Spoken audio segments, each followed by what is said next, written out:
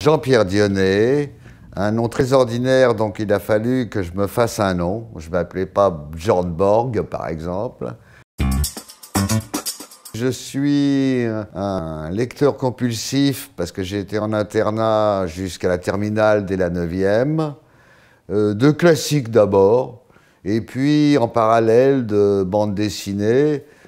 Et je me suis rendu vite compte que là-dedans il y avait du bon et du mauvais, et pas d'art majeur ou mineur.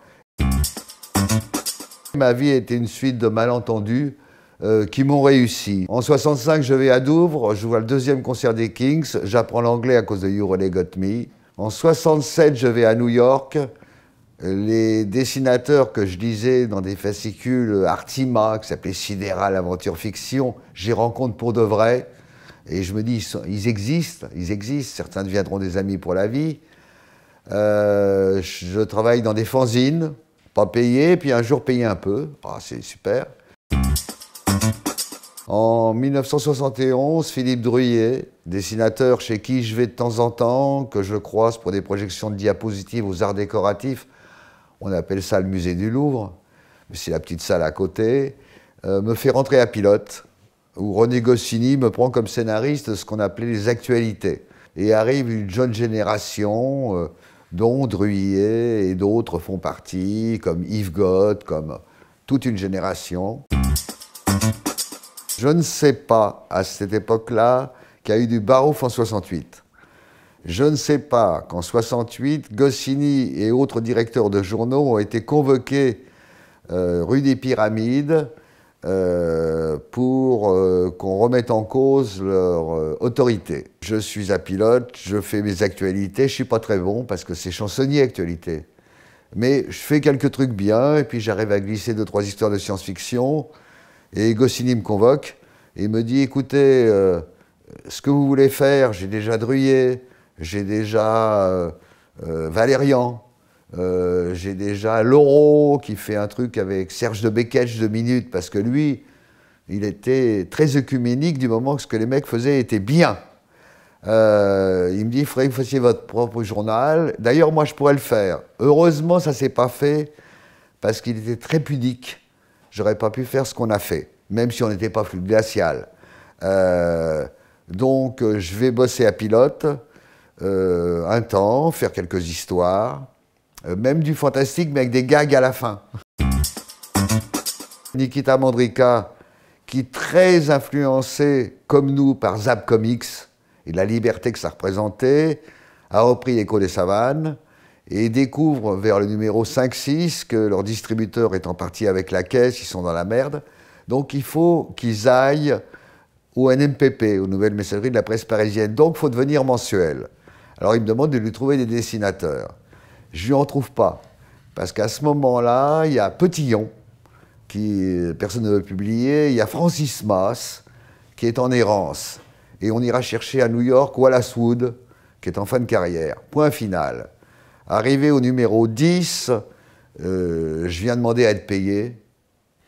Il est russe d'origine, hein, père amiral de la flotte russe qui a fini gardien de phare à Bizerte.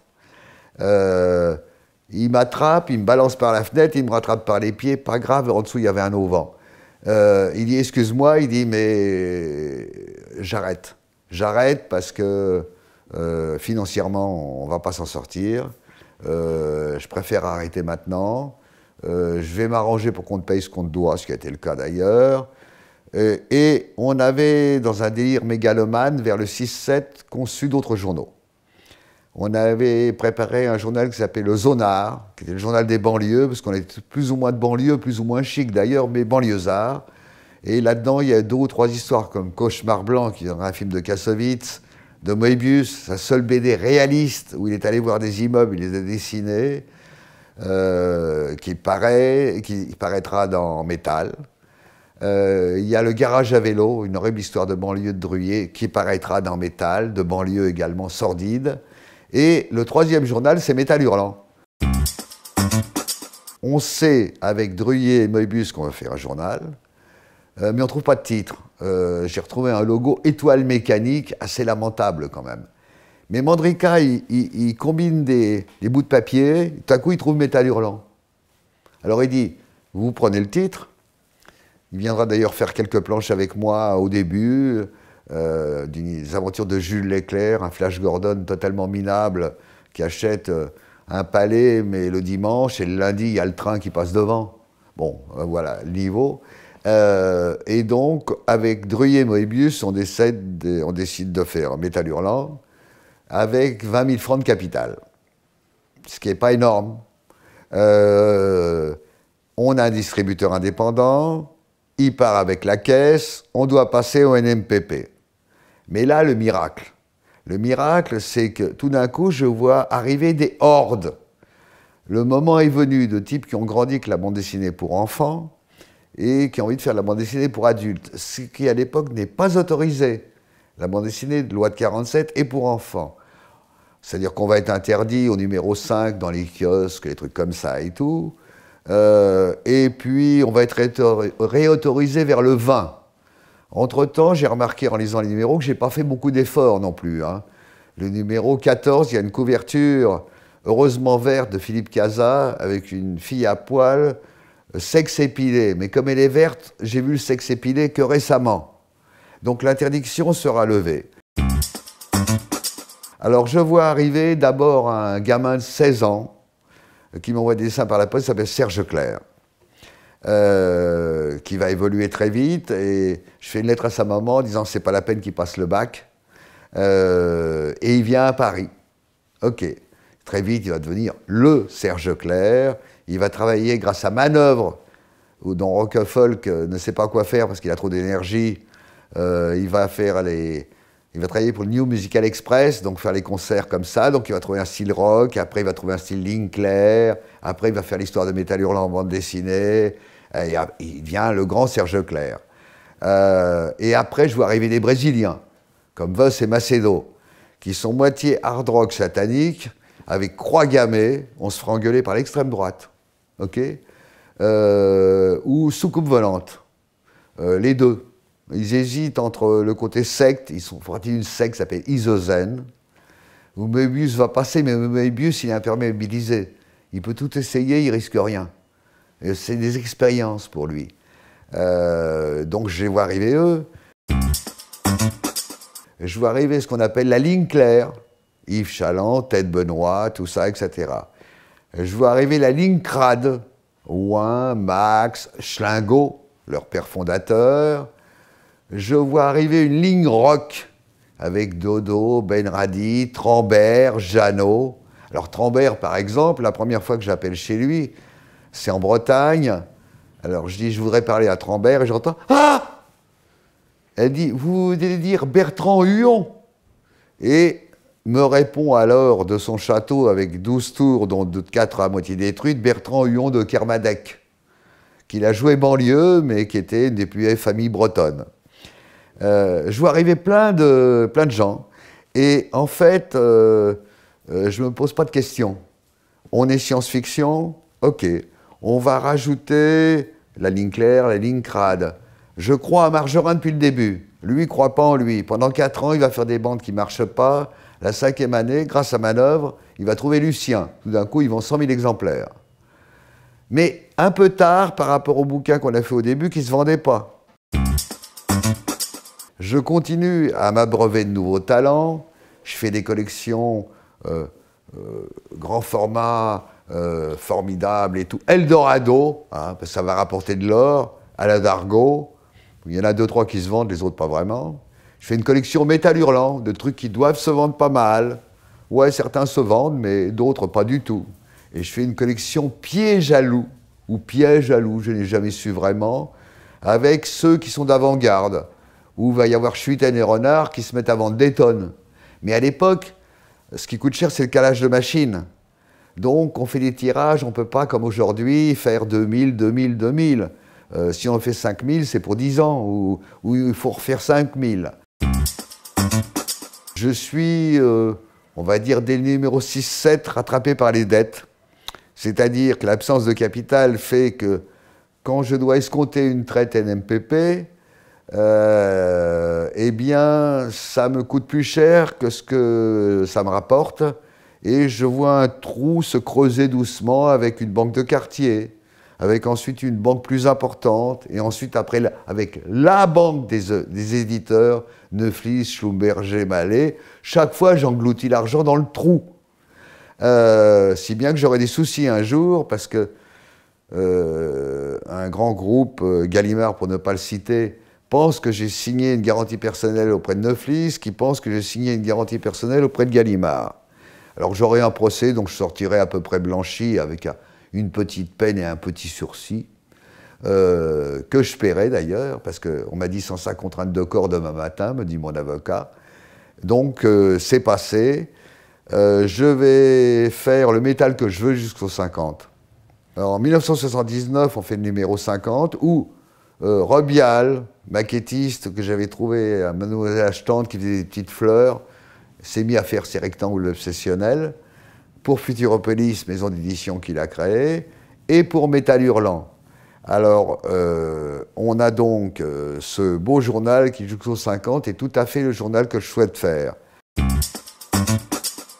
À partir du 50, certains de mes débiteurs, créditeurs, à qui je dois de l'argent, dont un groupe espagnol qui fait Hola, la première version de Gala et autres trucs comme ça, devient majoritaire. Alors je dois tous les mois me battre avec eux pour continuer à faire le même journal. Je vais résister très très fort 2 ans. Ça continue à être bien. Après, je vais moins résister parce qu'ils arrivent à me glisser des trucs qui ne me plaisent pas, jusqu'au 100. J'arrive au 100 et je décide que je vais prendre mon envol. Je prendrai mon envol au 112. J'ai commencé 2 ans après Métal une émission qui s'appelait Les Enfants du Rock avec Pierre Lescure et Alain Degreffe et Pierre Desgroupes. Première année, on a fait une émission sur la bande dessinée, catastrophe, parce que les gens qui aiment la bande dessinée n'aiment pas la télé, et ceux qui regardent la télé ne lisent pas de bande dessinée. Et l'année suivante, on touche le jackpot. On fait une émission autorisée par James Brown qui s'appelle Sex Machine, avec essentiellement de la musique noire. Et c'est là qu'arrivent Prince et Michael Jackson, qu'on est les seuls à vouloir passer, parce qu'ils ne sont pas dans les objectifs de la maison de disques française, si bien qu'ils nous engueulent le lundi quand on leur commande 2 millions d'exemplaires d'un disque qu'ils ont tiré à 50 000. Donc là, je suis au paradis, on a le premier 7 d'or jamais décerné, et ça me sauve un peu parce que je suis bien traité à Antenne 2, comme une petite vedette, parce qu'on est salarié, il n'y a pas de boîte de production à l'époque. Et ça me permet de tenir plus longtemps. Et puis, je pète un peu un plomb, c'est-à-dire que j'accepte en 76, si je ne me trompe pas, de faire l'éditorial toutes les semaines de Sortir à Paris, le supplément de Télérama, en faisant tous les quartiers de Paris. J'accepte de faire tous les soirs de l'année une émission de 2 heures, de 22 heures à minuit, avec des invités qui peuvent être Run DMC ou Gainsbourg qui s'invite tout seul, ou Lirita Mitsouko. On fait une émission de radio avec Manœuvre tous les soirs de l'année. Je raterai un soir le Nouvel An parce que Manœuvre m'a planté à Noël. Et en 77, tout s'arrête. En même temps, bon, Métal, je suis parti volontairement, les autres, changeons de directeur, machin, ok. Alors je passe par un petit désert, pas si long que ça d'ailleurs, qui va durer 4-5 ans. Lescure m'avait dit, quand il a quitté Canal, on va faire une chaîne qui va s'appeler Canal+, payante et tout. Je dis, ah là là, il va pas bien lui. Et puis, humblement, en 79, par là, je vais le voir chez Sénéquier à Saint-Tropez. Je descends et je lui dis, voilà, j'ai un truc à te proposer, ça s'appelle Cinéma de quartier. C'est tout le cinéma des années 50-60, mais c'est pas la dernière séance, parce qu'on était au bord du fleuve Tennessee avec Eddie Mitchell quand il a dit ce qu'il voulait faire, et il dit, je déteste les trucs italiens, j'aime pas trop les trucs anglais, donc je dis, moi je veux faire cela. Il me dit, écoute, c'est une très bonne idée, mais maintenant non. Non, parce que on veut prouver qu'on est la chaîne du cinéma nouveau. Mais dans 2 ans, oui. Bon, je me dis, c'est mort. Je rentre chez moi, dans mon appartement, qui est un des plus minuscules que j'ai eu de ma vie. Ma vie, ça a été 12 mètres carrés à 400 mètres carrés, mais en alternance comme ça. Voilà. Et maintenant, je suis en banlieue. Mais je suis très bien en banlieue. Et donc, 2 ans plus tard, il me rappelle, il me dit, on est en juin, tu commences en septembre. T'achètes les films, parce que les gens du cinéma ici vont peut-être vouloir intervenir, donc t'achètes les films, tu me les revends, tu fais un bénéfice dessus, et tu peux aller à 100 000 € par film s'il faut restaurer. Je dis, il n'y a qu'un problème, c'est que j'ai pas d'argent. Il dit, tu veux que je t'avance combien? Je dis, je sais pas. Il dit, bah écoute, 800 000 €.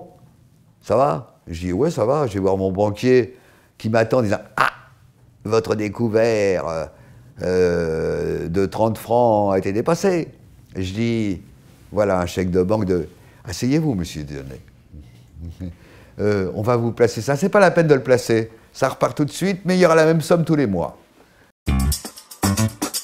Alors, mon application sur le film heavy metal a été lamentable. J'avais un avocat, Jacques Bitoun, qui était un des meilleurs avocats français de cinéma et autres.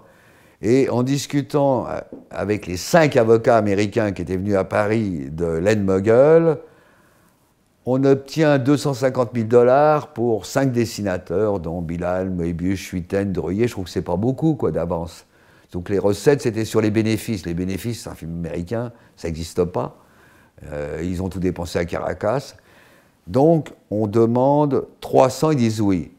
Et Bitoun dit, bon, on va arrêter de discuter, on voulait 1 500 000 $. Ben, les Américains repartent le lendemain matin. Et ils font un film avec Juan Jiménez, débutant qui dessine comme Moebius. Ils donnent un petit budget à Corben pour dessiner comme ça. Ils inventent des trucs vachement bien. La voiture dans l'espace que Musk va reprendre. Dans le film, c'est une Mustang, lui, c'est une Tesla. Et quand je vois le film, je me dis, bon, on n'est pas dans le coup, mais c'est pas mal. C'est le premier dessin animé pour adultes, d'ailleurs. Et donc, on va le baptiser Mettez durant la machine à rêver, on va faire la promotion avec eux, et on va gagner 10 000 lecteurs. Donc, c'est appréciable. Et quand je l'ai revu récemment, c'est pas mal, hein. Sauf que je crois que ma seule intervention, c'est qu'ils avaient des groupes de heavy metal ou de Californie, les Eagles par contre. Et moi, je vais leur faire mettre Divo avec Working in a Coal Mine. Ils me disent, vous voulez choisir une chanson, et évidemment, Divo, c'est pour moi la science-fiction, la désévolution, c'est parfait. Donc, 0, sinon on tirait parti. Je suis content d'être dans un journal qui, quelque part, correspond à ceux qui ont pu se faire après Métal Hurlant. Parce que, en gros, si je réfléchis bien, les 2 journaux qui ont fait bouger les lignes dans la presse généraliste, c'était le Nouvel Obs sous Jean Daniel, où il y a eu tout d'un coup des couvertures incroyables, des trucs, des thèmes qu'on n'abordait jamais. Et puis, ça a été vous. Ah, il y a des autres, ah, mais ils sont trop sérieux, ou trop mal tirés, ou vendus en librairie seulement. Et je pense que moi, je suis content. C'est comme quand des dessinateurs arrivent, je suis content que quelqu'un ait repris le bâton de pèlerin. Et que vous soyez parmi ceux qui ont repris le bâton de pèlerin. La presse rock, elle est mourante, mais elle va pas bien. Bess est ressorti, mais il y a eu un numéro. Rock et folk, bon, je suis content de le lire, mais je vais directement aux pages de fin. Et on a besoin de la presse, et on a besoin de la presse écrite. Moi, j'en peux absolument plus, parce que je ne peux pas m'abonner à tout non plus. Je n'en peux absolument plus de voir l'entête d'un article sur Internet et avec abonnez-vous, vous aurez la fin de l'article. Et en plus, dans un journal, j'achète le journal pour le journal. Peut-être pour un article dont je ne savais pas qu'il allait m'intéresser, à cause de la couve ou de l'attaque ou du titre. Et puis je vais lire des articles qui vont m'intéresser. Tandis que maintenant, avec Internet, le truc vicieux, c'est que le mec, il a tapé voiture électrique. Et tous les jours, il va avoir tous les articles sur les voitures électriques. Ça limite. Oui, Bilal Hassani à côté d'Erita Mitsuko, ça fait sens. Mais ce n'est pas les journaux de rock qui vont le dire. Et ça se confirme d'ailleurs.